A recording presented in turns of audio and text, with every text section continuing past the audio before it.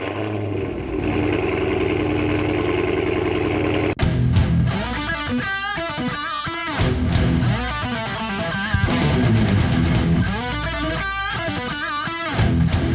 going on YouTube? I'm here with one of my fellow CDCC members from our car club, Colorado Dodge Challengers Club. His name's Jeff.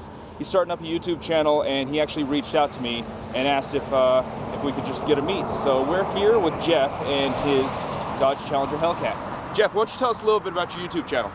Okay, it's called Kowalski's Ghost. I don't know if you guys have seen the old movie Vanishing Point, but that's what it's based on.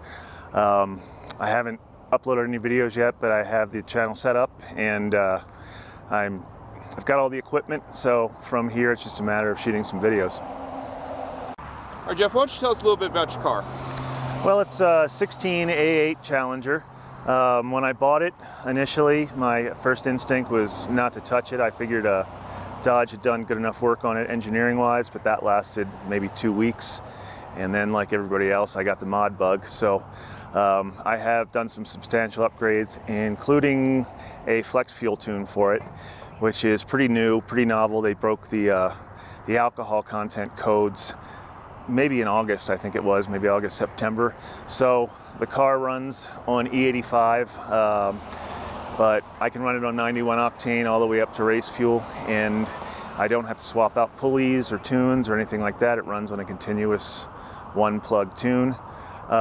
In terms of modifications, to use E85, which is going to dump a lot more fuel in your system, I had to upgrade the injectors. So this car has 1300 injectors from ID. I also, to handle all the extra torque that I'm going to be putting down, upgraded the drive shaft. It's an aluminum one-piece drive shaft from DSS. It has a performance differential brace, and I also put a drive shaft safety loop from Competition Engineering on it as well, just for some extra safety. When I do racing, I plan on drag racing this when the tracks open up, and I've been dealing with a lot of people on the forums who are in Texas and places like that. They're still racing, so it's difficult for me to kind of sit by and watch them post time slips. But when I'm ready to race, I have a wheel set up specifically designed for this car. I'm going to be using 18x5 front Darkstar Race Stars.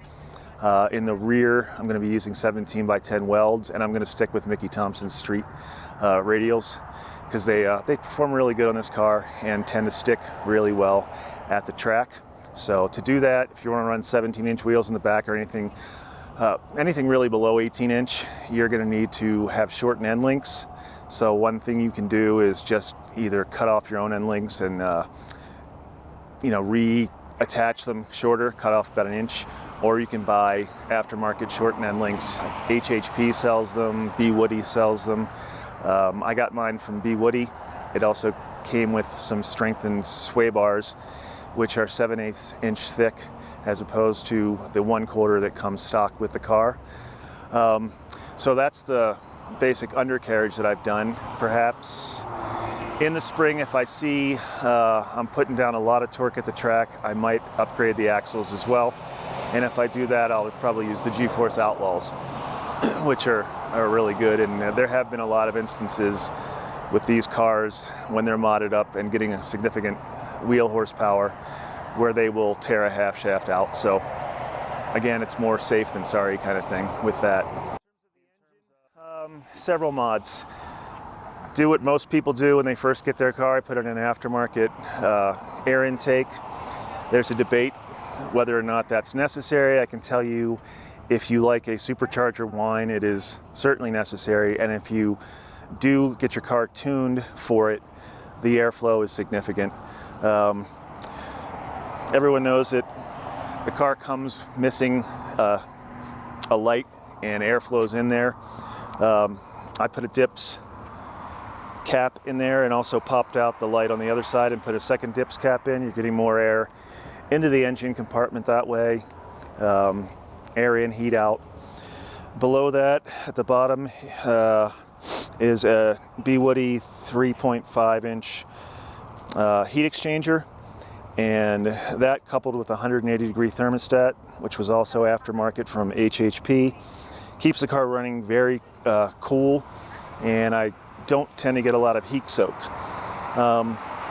Also, with heat soak, I have a taser from Z Automotive, and in addition to doing, you know, cool frivolous things like light shows, it gives you a line lock capability, so you can get good burnouts whenever you want if you don't want to use a 2-foot technique.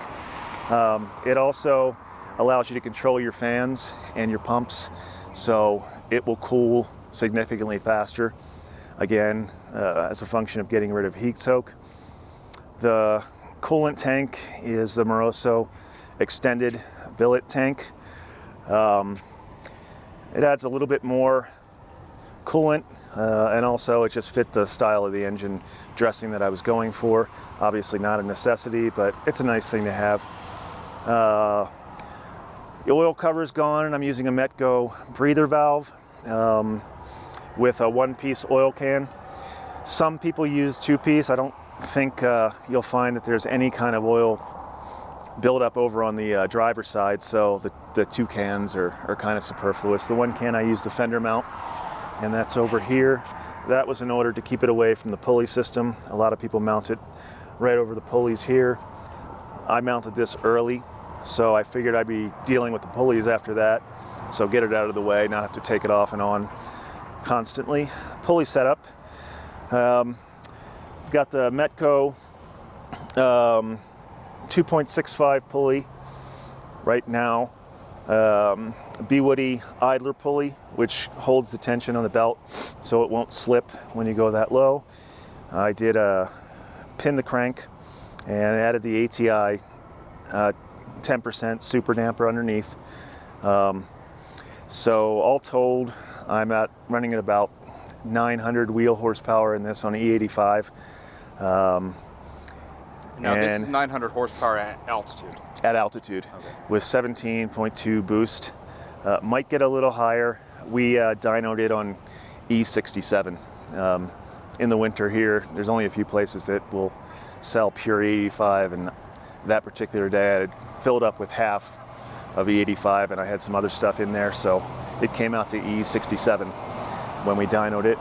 So that's where the 900 to 910 number comes in. We're not really sure exactly where we'd end up on pure 85, but somewhere in there when we dynoed it at E67, it was 890 or so, something like that. And the tuner, who was Kurt from Injected Engineering, said he would expect additional spark tables to kick in at about E75 and give you some extra horsepower there. Engine dressing is mostly from American Carcraft. There's a supercharger cover, the intercooler cover, I believe fuse box cover is also from them. Some of the other little stuff, the little caps and stuff, is from American Brothers Designs. So that's pretty much it, except for this strut brace, which is from Speedlogics. Some people have been mixed on that. I found it really easy to install, and it works very well at stabilizing the car, preventing kind of sway. Didn't put one in the rear. Don't think you need it on these, but some people have. And it's more a matter of personal preference, I think, and how you enjoy the driving experience. Okay, on the inside of the car, the only real modification I did is I added this Innovate 4-in-1 gauge. What that does is it tells you boost, air-fuel ratio. It also is an E85 gauge, so it tells you the percentage of E85 in your car, because when you fill up at different stations, you're not always getting pure E85. In the winter, a lot of places will go down as far as E50. That's caused a lot of problems previously on E85 tuned cars, because they get a bad crop in and all of a sudden they're boosting too high for the octane that they have, and that turns out to be a disaster. The way we have it set up with the tune, the alcohol is inferred through the wideband, so all the tables line up so that whatever kind of alcohol content I got in there at any given time, that's what the table's going to perform at, so it won't overboost. To run the E85 smoothly, you can use a BAP. A lot of people do. My tuner said when you get around this boost, you're really pushing your injectors and also the limits of your engine. So I went with a Innovate, Injected Engineering sells their own version of a 4 Innovations dual pump. Essentially it's half price because they don't change out the factory fuel rails unless you do what I did, which is if you want to put a E85 identifying sensor on there, you have to switch out to their fuel rails as well. I'm doing that when. Now I heard a rumor that your car sleeps in a bubble. Is that true? It does. It's called a car capsule from carcapsule.com. And the story behind that is I do a lot of woodwork in my garage, and no matter how clean I tried to keep the car, fine. So the capsule inflates, it has a HEPA filter and a fan that runs automatically whenever it needs to, a little boost to reinflate. So it keeps it stabilized, and you can zip it up, and it's like sealing it inside of a mayonnaise jar. All right, guys. We're to the point of the video now where I know all of you have been waiting for this. We're gonna do a startup, maybe some revs. We'll start up some revs and we'll go on a short little drive, see what this car feels like.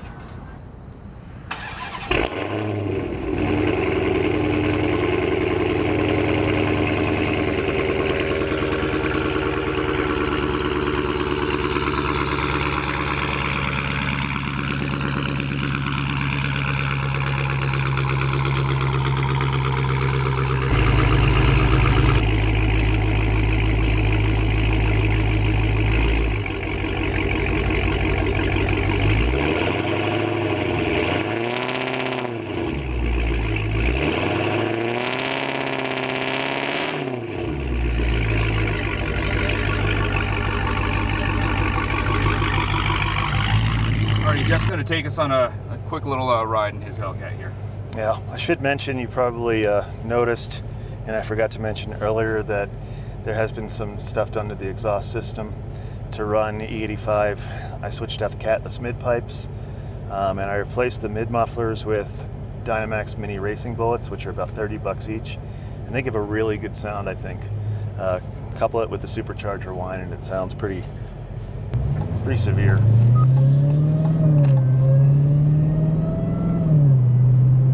You guys can hear that we're just like under park throttle, very light, and that supercharger whine is just something else.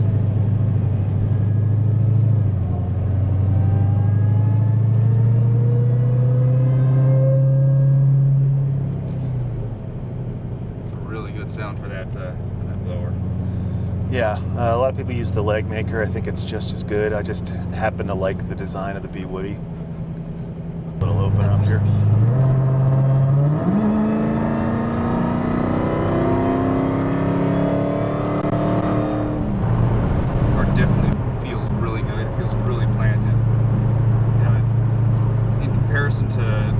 To some of the cars I've ridden in, this one actually, you know, I'm not really feeling like it's trying to kill me.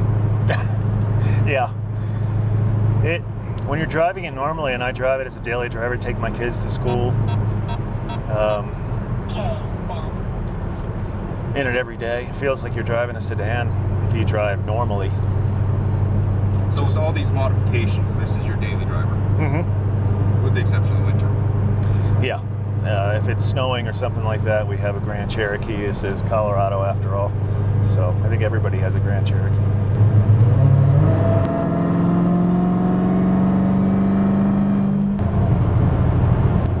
Right now, Jeff, you've named your car, right? Yes, it's Adelaide. And how did you come across that name? We picked out baby names a long time ago, my wife and I, and we ended up not having a girl, so when we got the car, that name was kind of left over. It seemed to fit, so Adelaide it was.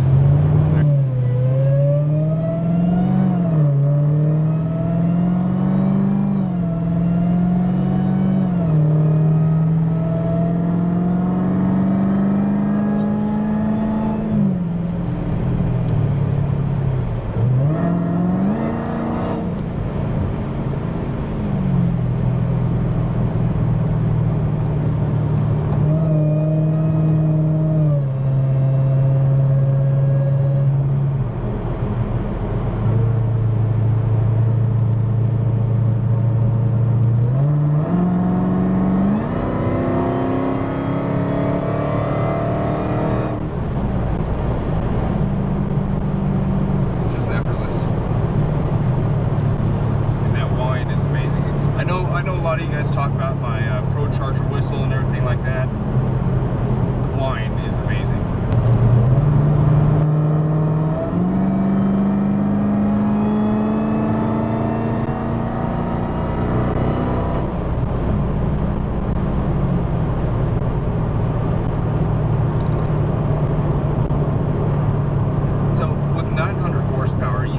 You gotta be polite to the gas pedal, right? Yes, I haven't come anywhere near putting my foot down.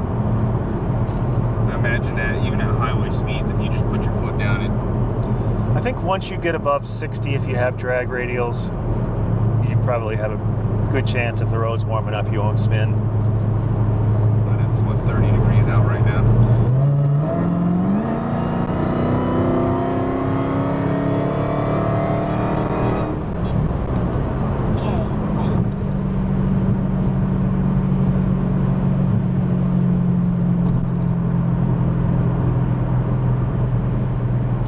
Brembos are amazing.